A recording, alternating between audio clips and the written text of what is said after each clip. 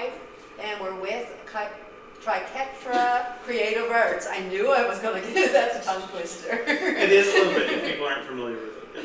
And this is Jim Lane and Yvonne Lane, and they're the artists behind this amazing work. So you guys, tell us about your business. This is a little different for us. We have a lot of very themed things here for this particular show. But the whole idea of the business came about because I've been into Dungeons and Dragons for a little better than 30 years. And I run the games, the Dungeon Master for games for a lot of groups of people. And all the way back to when my brother was in high school and his friends. And I do a lot of DMing with teenagers. Mm-hmm. So when they get to graduate from high school, I was looking for gifts to give them that were Dungeons and Dragons themed. And other than books and the dice, there was nothing available. I knew what I wanted, couldn't get it. So eventually I got frustrated with that, and we decided to learn how to make it. So out of need became creativity. Yeah.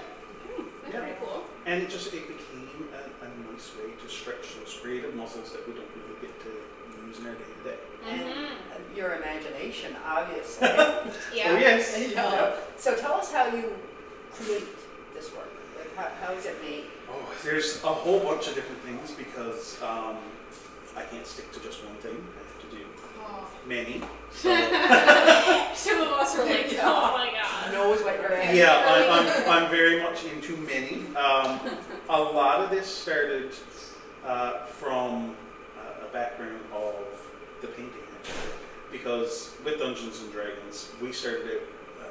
I was painting a little bit beforehand, and then I introduced Yvonne to it, and she took to it really, really well. She absolutely did, yeah. Little miniatures. So they're when you're doing Dungeons and Dragons games, lots of times you'll lay out a map and you put the little miniatures on it for folks so that they can determine where they are and how combat works and all that kind of stuff. So these little figures are an individual figure, inch and a quarter, thereabout. That's very fine work. Oh, that is. And then from that we got into doing some of the terrain pieces for it or background. So Yvonne painted an entire bar set, including all the little tiny bottles for these little people. They're all, the tallest bottle in the set is 5 millimeters. That's The smallest thing I've ever painted was a 4 millimeter candlestick, and I used to have to hold it on the top of my finger just to try to It's like a grain of rice. essentially. Yeah, it was. And so we were painting with that, and then instead of just going out and buying miniatures, I was like, let's have a look at 3D printing and see what we can do in terms of the terrain. And then we came to realize, hey, wait a minute, if I can do the terrain, then we can likely do some of the gift ideas that we were looking for, like dice holders, for example, things for cases for people to carry their dice in.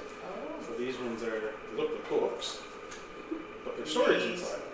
So we 3D print them. They all start out roughly that color, that gray color.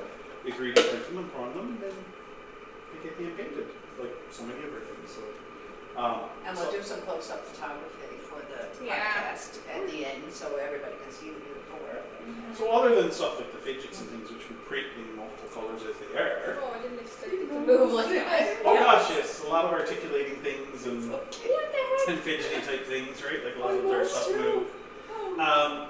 But so for those kind of things, we print them in multicolor, and that's new because the technology for 3D printing changed for it. But then, like these wands, for example, I'm not sure how that everything will fall down. They all printed that same gray, that same flat gray you saw inside that box. Yeah. That's what all of these were to start with. And then we primed them, and actually all of the wands, Yvonne does most of our painting now. I get into it a little bit, but I spend a lot of my time modeling and printing and resins. But she takes these, and then wherever her imagination takes her.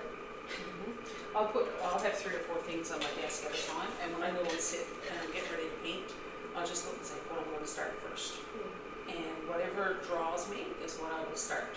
And I might have 3 things already started, and nothing draws me that evening. But I might have another pile over here that's all I'm like, I need something fresh. Yes. Right? I've got an idea that I need to get on something fresh. So the wands were perfect for that because they are printed in 2 pieces. Oh. So Jim I takes can them mix and match. and we mix and match. If you like a certain point and a certain Yes. hilt, he can put them together. And there's a dowel that runs through them to keep them nice and sturdy. So it was matching them up. What do I want to do with this one? What kind of a tail do I want to? So for example, these two ravens, well, they look the same on top. One night I was feeling traditional, so I just did just plain wood look.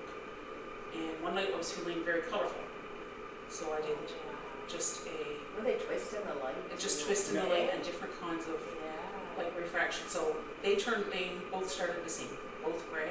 So it just depends on how I feel at the time when I'm doing it. And I like that because I'm focusing on the painting. Yes. So anything else I have in my head just goes on the back burner for a while. So I find it to be very therapeutic. If I'm mindful in the moment when I'm painting, I'm not worried about things from the day or things to come.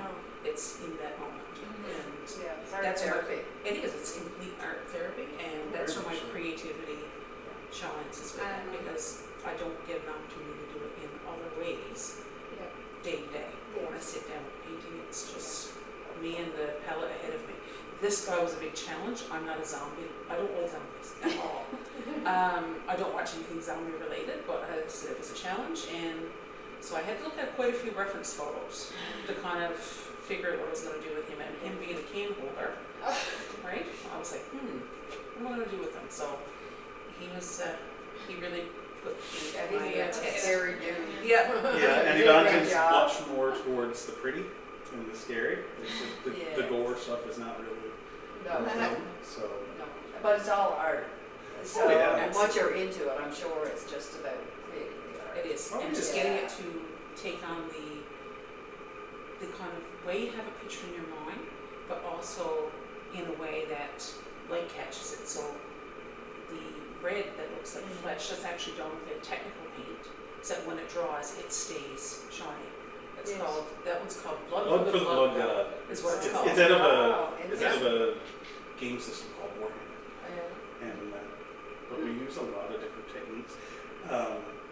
So we have there's a fellow in St. Lawrence who was a sort of paints named Phil, and he's been really good. Like he's a miniature painter, and so lots of times when we go in, we go to a store every time we go in, and we talk about, it's all fun to go buy this stuff, but with Phil, we can spend just as much time in the store talking about, okay, what do you do with this? And how do you get, so he's given us lots of tips and tricks and how to use different technical paints, and we spend a lot of time doing that, so you get to learn a lot of different techniques. So you have a lot more to grow. Oh, Go on. it's endless. Really? The possibilities are endless, especially as the 3D print technology advances with it too, so we can do much more intricate stuff with 3D printing, and then the 3D printing becomes base for it. It's really just a base for what you want to do. I'll give you an example. These little guys. So the mini ones came from the same 3D print designer as the heavily designed bigger tones, but they're all built out. These things are, as you see, a lot more flat. Those things. So I take these when I really want to get into the art, when I get a chance to paint. I take the mini ones and I freehand paint them. So I come up with designs and those kind of things, and I usually fandom theme them. Yeah. So the last time we went to Halcon, I had one of these done with a Starry Night. It was a Starry Night Doctor Who. So I had the TARDIS up in the corner and those kind of things. I freehand painted that one. And another one, I don't know if you're familiar with the show Supernatural, but I had the fields done. I had the anti-possession symbol on the front here, and on the I had one without any emblem on the side, and so I put the Impala with the two guys on the side driving off into the field, so when it opened up, it was like a diorama. But like I say, it's a different kind of canvas. That's all it is. Definitely is. It Yeah. definitely is. Right. And it allows you creativity when it comes to artwork. Oh yeah, you Well, can do just about anything. You know, the form itself is artwork too, because you designed that too, wouldn't you, for the printer? Like Some I of the said. stuff we design, some of the stuff we get our designs from people who, or we support people who do modeling. I'm Yeah. looking to get more into the modeling side of Yeah. things, but like everything else, it requires good design. And sometimes like the technical side of it is an art itself. And we've talked about Oh, that yeah. before too, like trying to dive too much into one thing, and then you see something new, it's like, how much time do I have to go into Yeah. that? So you have to find the balance. Exactly. At the technical side, I'm lucky because that's my background, Yes. right? Like IT is my background. Yeah. But to be able to take the IT background I have and do something creative with it Yeah. is really cool because it's Yeah. day-to-day corporate IT Not is cool. not cool and not technical. Yeah. It's very technical. It's not creative, No. Yeah. right? So, but similarly, talking about using the computer. So one of the other mediums that we work in, we have CNC router. So I do a lot of these kind of designs myself. This one, I drew this one out myself, Aw. and then did it. So we Gorgeous. carve it on the Cool, CNC. finished work. Got into picking up some live edge wood Mhm. and carve it with CNC and then fill it with epoxy resin. And then put a resin top coat. So that's fully smooth and you can see, but you can see the designs Resin underneath. itself is a lot of work, I know. right? I've put resin a few times because I got into it a little It bit. is. There is a lot of work to resin. There's a lot of cleaning up and stuff. Oh my and God, yeah. you got to be very cautious of your working times and things Uh-huh. like that. But and that's like talking about resin. So that was CNC with resin. These kind of guys. Showing this to Joanne earlier, and I do this little thing with these mechanics people all the time because that looks kind of like stained glass, right? Mm-hmm. Everybody jumps every You time. did it earlier and I then did jumped it. again. I don't think I did. It's a 3D printed frame, and I use heat-resistant filament on these ones. So I design those. I draw those out myself in Procreate, and then I turn them into a frame that I can 3D print, and then I pour them with resin. So I can do anything I want with these. Like I've got one when we rebranded for the for conventions because it's easier for people to know what we do when you're going to a convention. Dice Branding's dragon really design. important, you know. Right, it helps people know what you're doing, those kind of things. So I have a dice dragon. His name is Dexter. I drew him. My kids named him. They named him Dexter. And he's a little dragon. We don't have him here right now. But he's a little kind of cartoony dragon, and he holds a dice. And I got him done with this frame like this, so I can do him in these kind of ornaments. But the nice thing about this is I can do anything I want. I can, whatever I can think of, if I can draw it, I can do him in it. You do it on a digital iPad? Yeah, I do it in I have a iPad. digital iPad. Yeah, I use an iPad and Procreate and Yeah. draw them out, and then I can take them over. Again, that's the technical aspect of it for Yeah. me, right? So I'm used to, Yeah, I'm not. right? Well, I got into that stuff first. Again, talking about creativity, it was Yes. years ago. I took it into my head that I was going to learn how to restore photos. So I figured out how to do that. But you use the same types of programs, things like Photoshop, Uh-huh. paint, and those kind of things, right? Yeah. So, like I said, you just get to be able to do whatever you want. It's lovely. So Jim, do you often do like custom work? If somebody would come to you and say, like, I have a logo or I have something that I want done. We usually, around holidays, we usually get a few requests for custom. I did a custom song for someone last year on their favorite sports team as a surprise for their significant other. And that same individual is looking at other options all the time. So there was one of the things that we did for this show, again, on a custom, well, not custom, but similar to this one that we did here, Hocus Pocus. And so they're looking at our stuff all the time. They're like, ooh, so you did that in a similar way too? I was like, yep. Okay, well, we're looking for one. I'm looking for one like that. Well, that's awesome, and it's validating too that people are connecting to your work and it's something that they want a piece of. I think my favorite thing, no matter where we go in the air, and it doesn't matter what piece it is when you get somebody who comes around and sees your thing and they light up because they found their thing. Right? So when we moved into like the articulating 3D prints and stuff.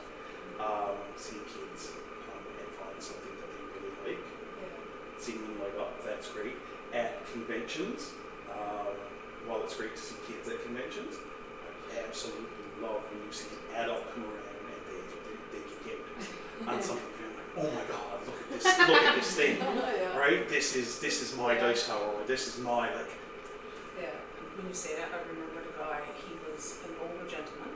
He gave me the vibe of like a university professor, very refined, very distinguished. He was kind of looking around at everything. I have another one done now, but it's a dice tower, and it's a lighthouse that has a spiral stairpiece goes around it, and there's a kraken coming up the side of the lighthouse. So this thing was, I'd say, it's that big. large. It's a very large dice tower. And he walked past, and there was a lot of people in front of our table, so he kind of caught it with arms on, just was watching it from afar, and then he just kind of went on through the crowd. As soon as things cleared up in front of our table, he came back, and he stood there, and he was looking at it, and he said, can I take it down? And he took it down, and he tried it. As soon as he heard the dice go down through, because with the mechanics of the way all of these dice towers are, depending on the thickness of the walls, the way that they're designed inside, we always say they make different click-clacks. So like, there's lots of different noises that each of these make.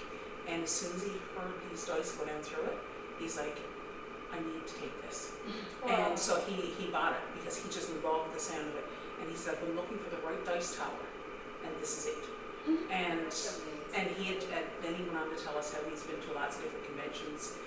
He hasn't been able to find the right What thing. he was looking for. But that one caught his eye, and as soon as he heard it, he was. So it's not only something for kids, but when you go to a convention, you have just a broad range of people from all different backgrounds, but they come together for that purpose of just geeking for. Right, and to have probably somebody who's experienced, knowing what they're looking for, and all of a sudden it's like, yes, and that's a total validation of not only your artistic work, but your skill and your ability to connect with what's needed to you.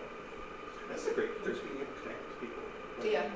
Just, you get into conversations and it sparks things and you talk to people.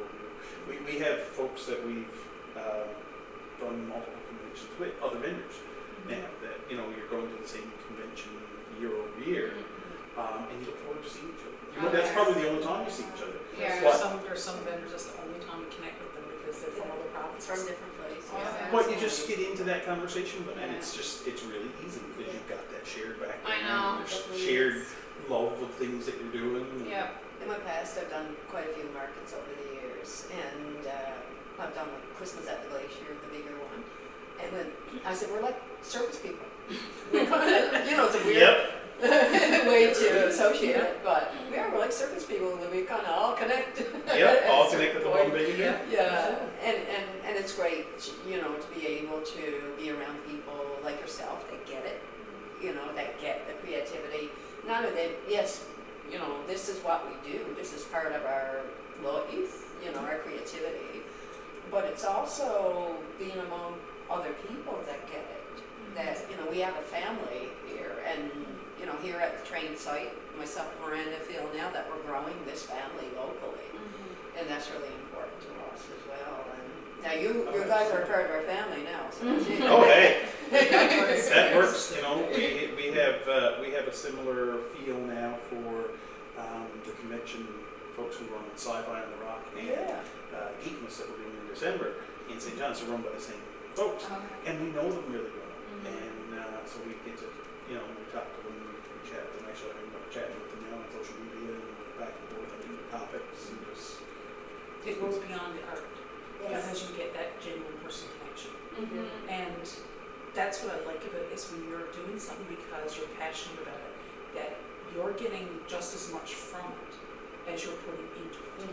And that's really important with that connection with other people.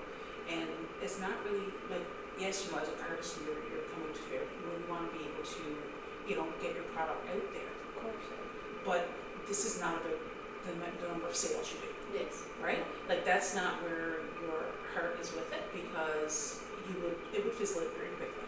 If that was, because there's just so much of yourself you have to put in these things. I think it's really cool that you both have the same interest and do it together. Like, that's really, really cool. I wouldn't be able to do any of this, but when it comes to doing the technical side of the printers, and if there's an error in the printer, I can say there's an alarm going off over here on this printer.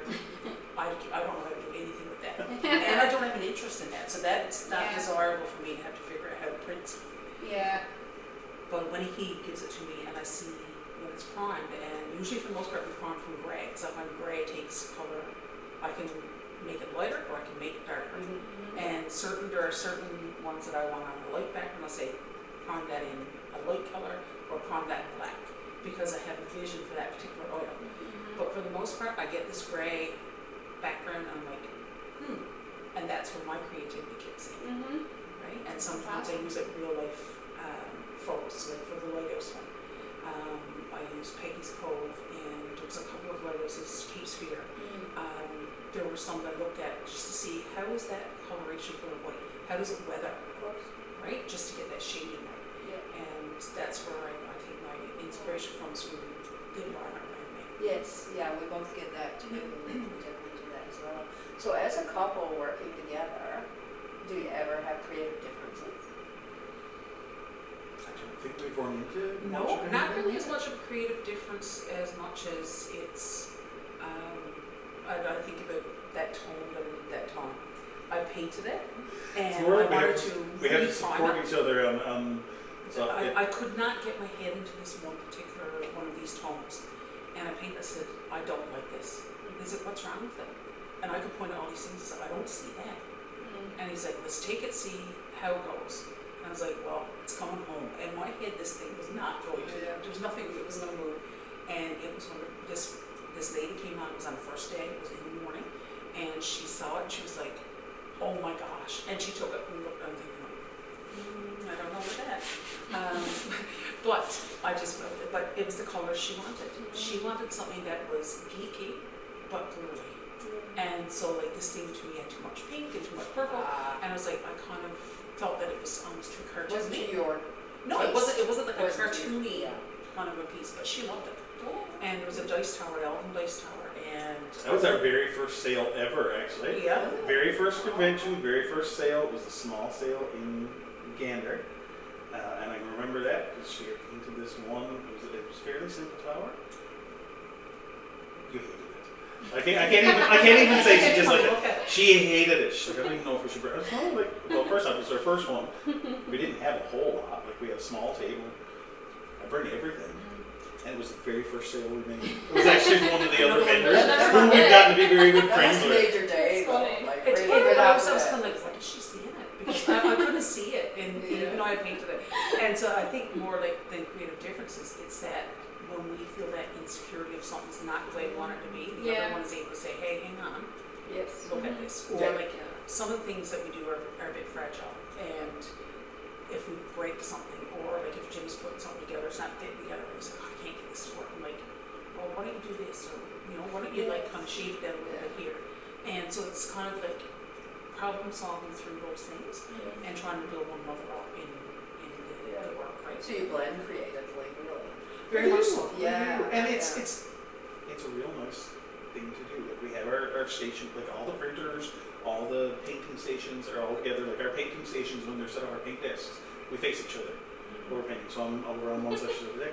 Now, Banker's desks. lots of times, a word might not get said because we get into what we're doing and we're. Yeah, But you're just, you're just you're working together in some sense, and it's going. But you've also got that, you turn like, okay, how does this look? Did this do what I wanted it to do? So you got somebody to bounce it You off. have someone to Well, bounce that's it off great. and those kind of things. And it's that motivating piece, because when you get really busy or you've got a deadline to meet, then sometimes you can feel like, am I ever going to get this done before that time? Yes. But then when you've got someone else who's right there to do it with you, then you feel don't mind supported. doing that 12 Yeah. or 1 o'clock in the morning type of a piece to get something done. You're not alone downstairs working while everybody else is asleep. That's You right. got a buddy there working with you. It makes a big difference. Yeah, it absolutely must. So, where can people find your work easy enough to buy it? The easiest place to find us is probably Facebook. We're at the moment, we're trying to build that out a little bit. We have our business cards that we give you all the time, but it's a take on our business name, and all of our socials are the same. So it's Arts Triquetra. So it's Triquetra Creative Arts is the business name, but all of our socials are at Arts Triquetra. And you can find us on Facebook, Instagram, all those kind of places. But the bulk of what we post at the moment is Facebook. We're looking to build a website for it too, but again, it takes time. I've been trying to. It does Yeah. take time. But we're working on that kind of stuff. That's the easiest way though, and people can contact us there. Like to say, if you see something that you like, but it's not the color scheme you like, change it. Right? So Like it's custom. everything is customized, and we can put names on stuff. I think of the one that we had a dice tower, and it's called the Mana Spring. And so if you look at kind of the artists, a lot of times will release the render of what they envision it to look like it was painted. So it was of a lady, she is holding a tray on her hands, and the dice go down through the top of her head and roll out onto this tray in her hands. And she's partway carved out of stone. And so I painted, first of all I painted her blue, and she was very earthy and a lot of stonework. And someone said to me, you know, my child was into, it was Monster High at the time, and a particular character. Do you have anything? I'm like, couldn't find anything that was Monster High specific. I said, hang on, I have this particular dice tower. Do you think this be it? She said, that could be a Monster High, perfect. So that just set my creative juices running, and I turned this dice tower into Dracula. Wow. And so Jim printed off a couple of So Dracula as designed like a a couple little of the emblems bat, that match. Yeah. and painted those and glued them on, and they were ecstatic when they got it. And they said, this is perfect. She still love it. So when you can do that for somebody, because they're struggling like we were when the business originally started. They're looking for that one thing that they can't find, Yes. right? Because it's very niche. It is. Niche market for But certain growing things. very quickly, I think. Very much so. And we take Yeah. suggestions from people all the time. But when we were at Halcon last year, someone said, if it was My Hero Academia, do you have anything from that particular show? And like, not really. And they said, well, can you do something with it? We certainly can. So like, when it comes to the carving, We're hoping to have some stuff for we're hoping that this year. Halcon they're going to have that can fit into that. So we're just trying to do what people are struggling to find, because that's where we found ourselves. And that's where your growth is, too. Well, You know, absolutely. what you're Yeah. not doing now and what'll challenge you Yeah. and inspire you to do something different, you know, or grow on what you're already doing. Exactly. So what are your upcoming markets, or where will you be in the next? We're really busy in the next little while.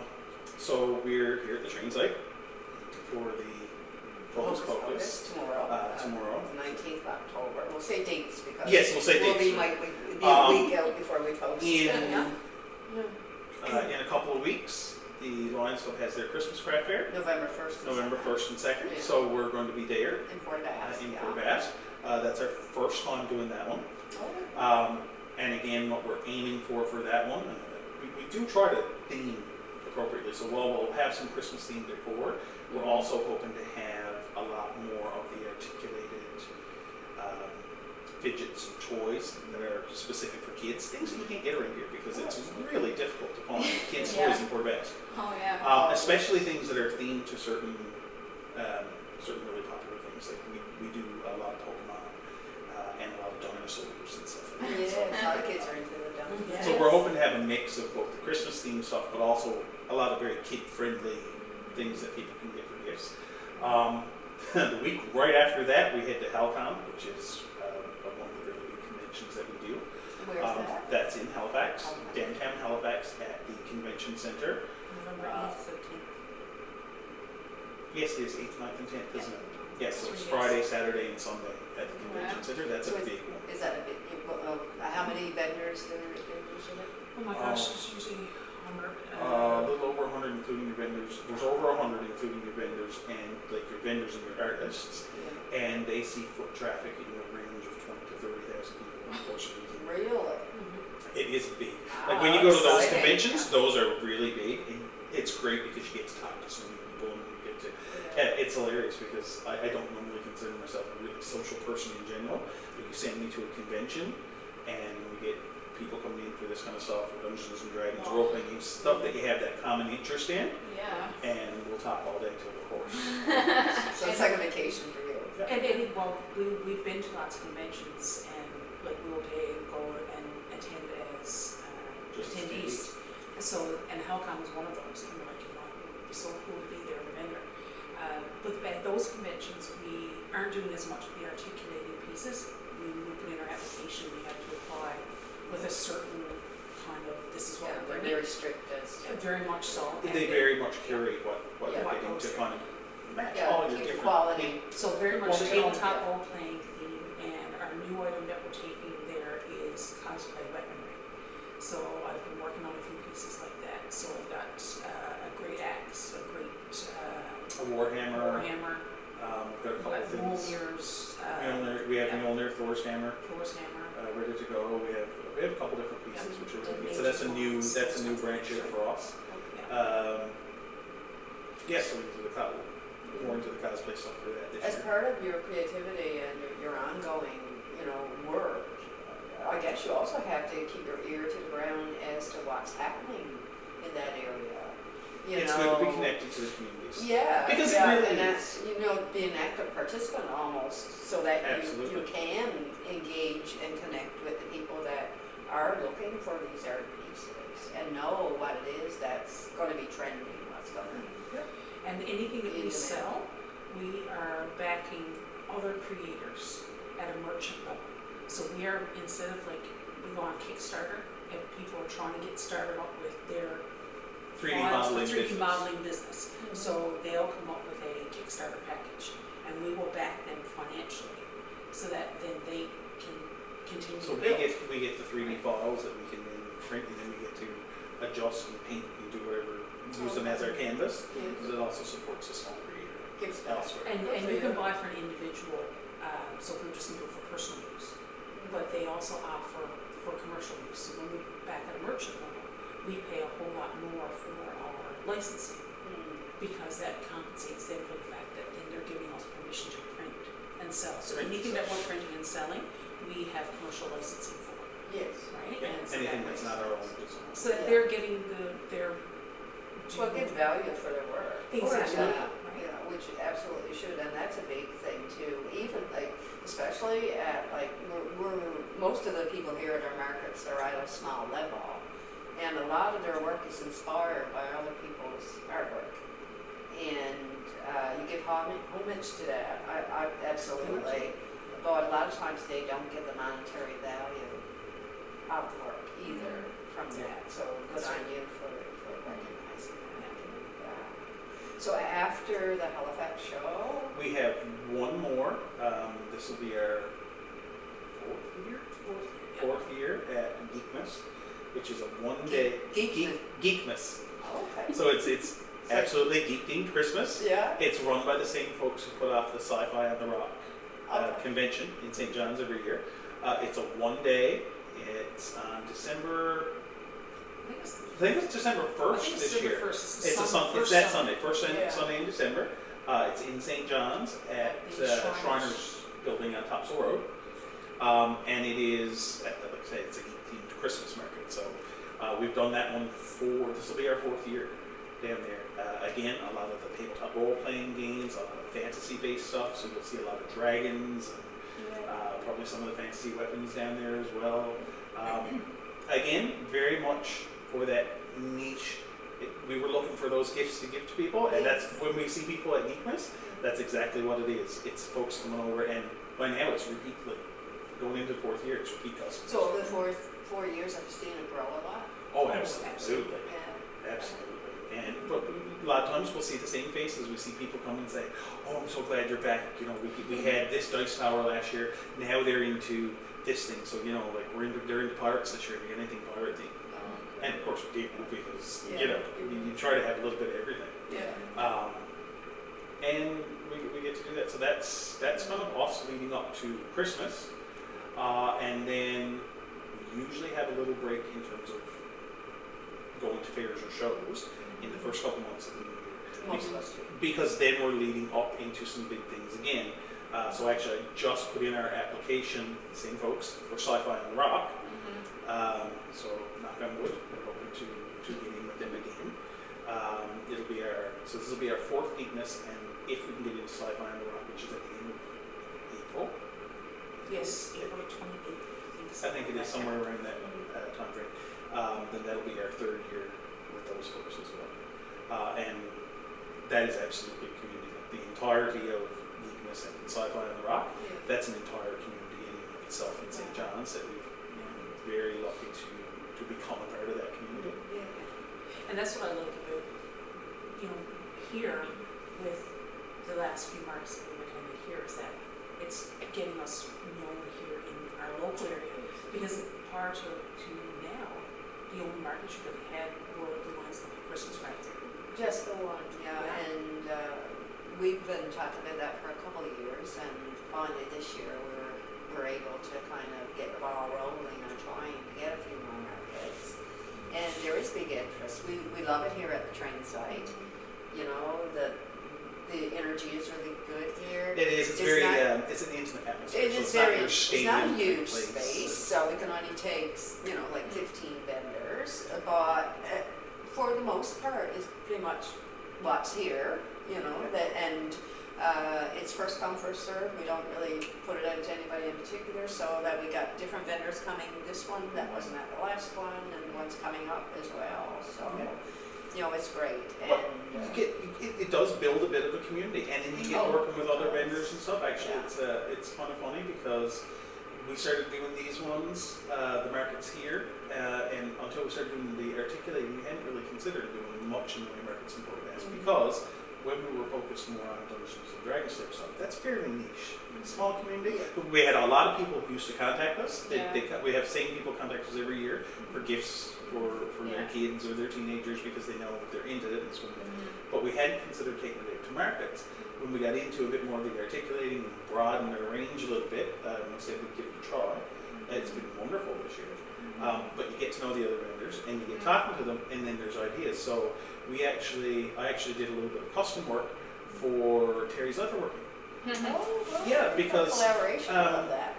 they contacted us, or they contacted me and said, we do press leather, like they press some of their stuff in with leather stamps. Do you think you can 3D print them? I was like, well, I don't see why we couldn't. Let's see if we can figure out the strengths. And so I did a couple samples for them. Gave them some ideas what they were looking for. We did a couple samples, and it worked out really well. So then we did a whole bunch of stamps for them. So now he's able to get custom stuff for And locally sourced. So he doesn't have to order it from anywhere, and Terry can get in touch with me and say, okay, I'm looking for a puffin, I'm looking for a moose, and we can do that. And just like those ornaments, I can either find something online that works, or I can customize it so it works really well for a leather stamp. Because for him, trying to find those real Newfoundland presses, they're going to be harder to find because, again, it's a very niche thing to find leather stamps. And to get them with a codfish on them, is going to be more challenging, right? So it's really... Like some stuff is a normal thing, like he can get horseshoes anywhere, he can get horses anywhere. The big places will market those, but you try finding a caribou. Yeah, that's right. Yeah, true. Moose footprints. Moose footprints, like where are you going to find that? Where you can find deer. But but it's that, like you say, it's that community of definitely, artists. and the more we get to chat together and talk about what we do too, and like you say, we inspire each other too, and especially too when there's quality work there. We all aspire to be good at what we do, and taking the time and having that outlet to be able to get out and show what you have too. These markets are a part of that for sure. But when we see other artists out there working hard and doing something different, it inspires other people to come out, because I'm sure there's people doing niche work like yourselves that think, oh well, nobody'd there's ever not be enough interested out there, right, for it. But obviously there is. There is. There absolutely is. And you can grow new customers. Absolutely. But guys, this is wonderful. And we appreciate you guys taking the time to come and chat with us. Thank you. Shed Talk is new, and like I say, this is our 5th episode, and we want to eventually, interview and highlight more of the artists here in the area. There's a lot more variety here than we realized. There is a lot of artistic talent in the rural Newfoundland that nobody ever sees. Because like you say, people do it just because they enjoy doing it. Mm-hmm. And they never ever think that, oh, well, somebody else is going to want that. Mm-hmm. They don't, and you know, shed talkers are a way of just spreading the word and just putting a face to the work as well.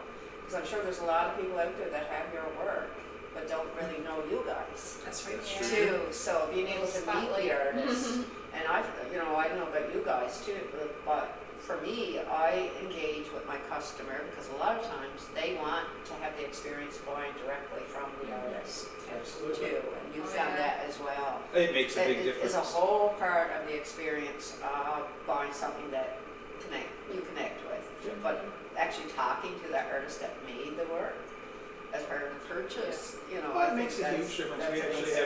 have, again, some artist friends from conventions. And I have a couple of their pieces at home now. Yeah. But it's, you get to know them, you Yeah. know the process, you know what they're doing, and it makes looking at the piece that you get I know. Yes. more of an experience. It absolutely does. Well, thanks again, guys. Thank you so much. Appreciate your time, and we'll see you at market tomorrow. We'll see you tomorrow. Sounds good. In costume.